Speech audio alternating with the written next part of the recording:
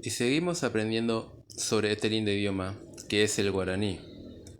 Ahora le traigo adverbios de modo. Los adverbios de modo son aquellas palabras que indican el modo en que se realiza la acción verbal. Puae, rápido, rápidamente. Mbewe, despacio, lentamente. Poná, bien, lindo. Bahí, mal, feo. Peixa, upeixa, así, de ese modo. Coixa, así, de este modo. Baebencharo, de ningún modo.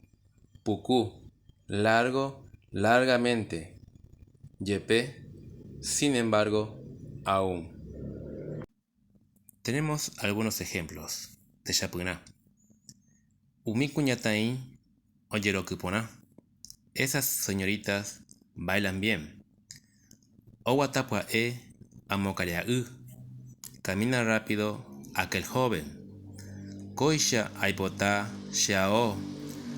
Así quiero mi vestido. Owatam bewe pe cuñacaraí. Camina despacio esa señora. Aipoyawa owajupucú. Ese perro aúlla largamente.